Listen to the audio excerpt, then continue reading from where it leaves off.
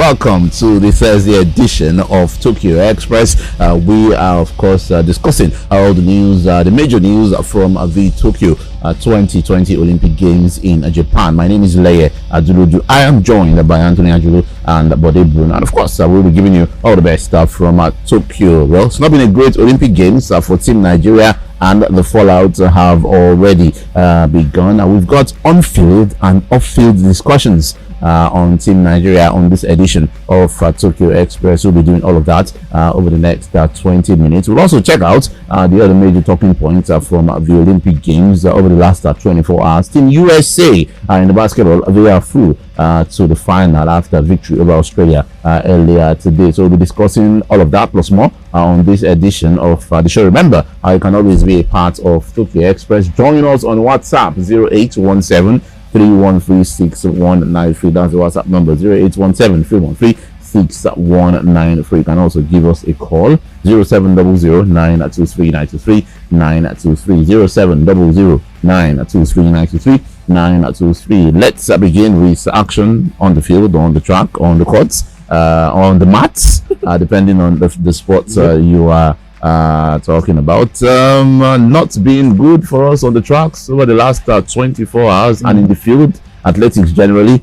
Shot putter, Chukwuebuka Enekwechi was last in the shot put event, and our relay team, the 4x100 women's team, also failed to make it through to the next round of the competition. Yep, they failed to make it to the final. I'd like to start from there because I think the relay team is a team that was affected by the incompetence of everything we've seen, all the drama and all the rubbish we've seen from the Olympics. I think this team was the biggest hit, the biggest team that was hit by all of that.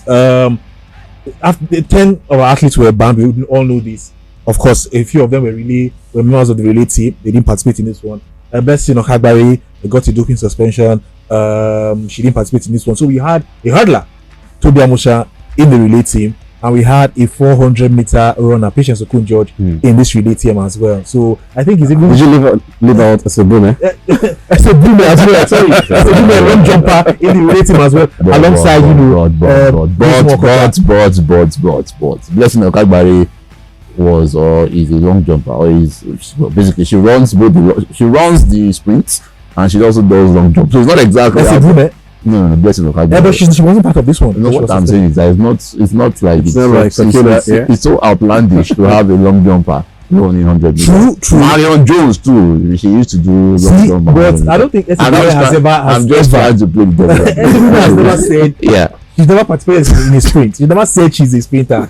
She's always been focused on the long jump and all of that. Did you put a shot put out into we might as well have. But yeah, they finished 6th in that particular race and crashed out. Didn't make it to the final because it was the semi-final of the competition. And given all the drama of how they even qualified for these Olympics as well, missing lots and lots. So it was in the trials here in Lagos that they actually made that time, missing lots and lots of relay competitions across the world before they eventually qualify for this event. Again, like I said, it's a testament to the incompetence that we've seen from the AFN and the sports ministry going into this Olympics. And of course, Chukwuebuka Enekwechi as well. After we saw him washing his jersey, and we say it, after we saw him washing his uniform yesterday, he's been accused. That your mind is the problem. What's going on with it? Okay, let me adjust it.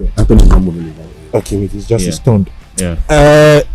Okay, I think we're good like this. Yeah. After we saw him washing his jersey yesterday, he went into the final, and of course he finished last in that final. Actually, it's true. That's what I used to train. You think to wash jersey. They're giving me that jersey. You know exactly.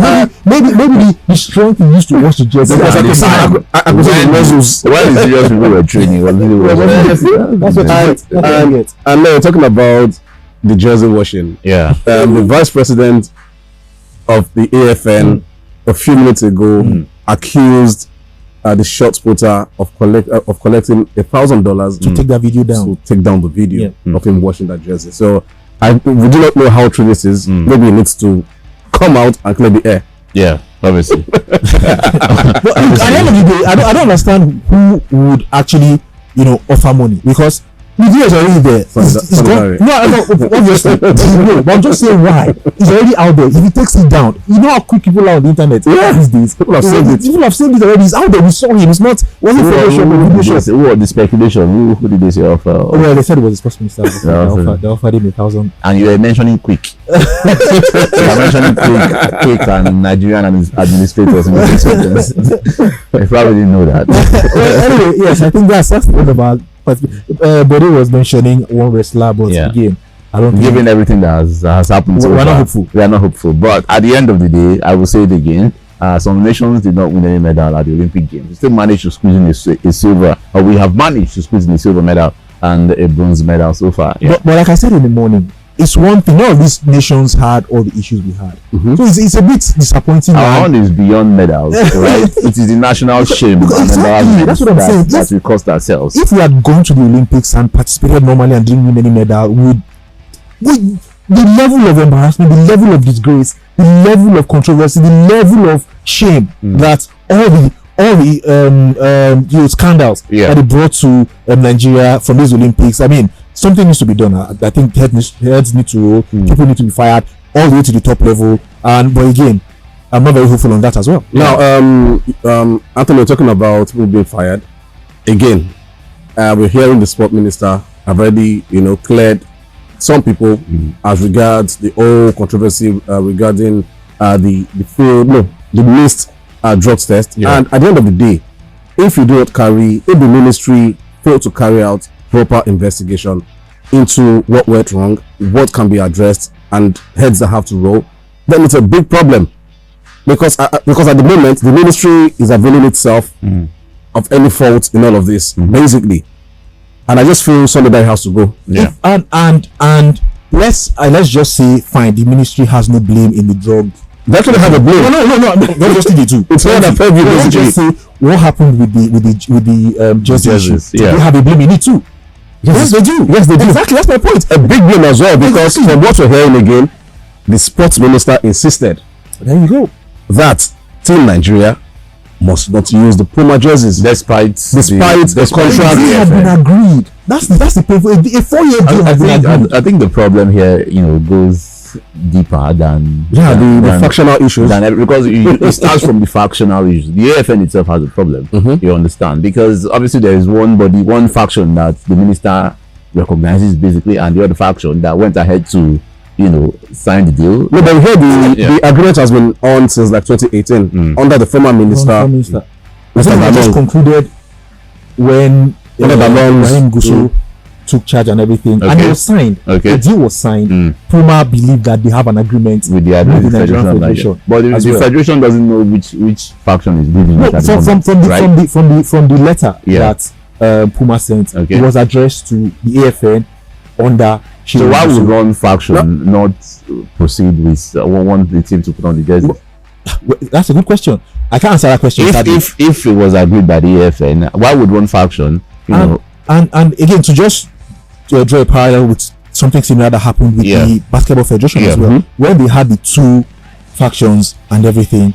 I think when they went for an event, everybody realized that, okay, let's not jeopardize all of this, and they agreed but I think all the warring factions decided to take a step back and allow the team to go ahead and do what they had to do. And then they resumed their squabbles after the event. I think they've allowed their squabbles affect this team, and I think somebody, again, down to the sports minister who decided to take sides, take sides, and then here we are. And let's not forget, the issue in the AFN all began with the old Puma contract.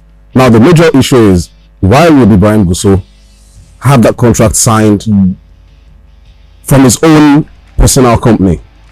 If it was a case of, okay, the AFN, that's the Athletics Federation of Nigeria, has reached an agreement with Puma to kit Team Nigeria at the Olympics, it's a different story entirely. But the deal went through Gusso's personal account and company, and that's where the old drama started. Then you begin to understand why the other faction wouldn't recognize that. So I said the problem is very, very deep rooted, because that's a good question actually. Why would somebody sign a contract or reach an agreement with his own individual company when you're working on behalf of the of the Athletics Federation of Nigeria, because I believe that body, I mean, the federation is an entity on its own and should be able to, have this contract and agreement signed. So there's a lot to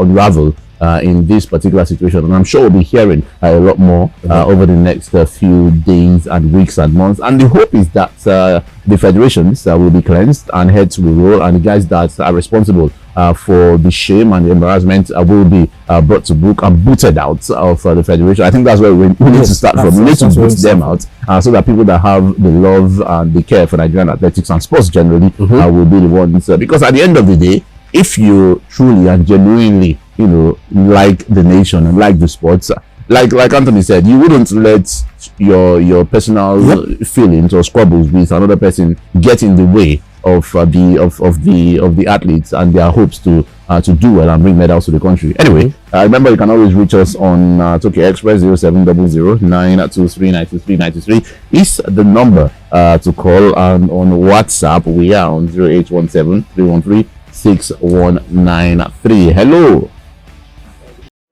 Did you enjoy this video? Hit the subscribe button for more, leave a comment and like. Thank you.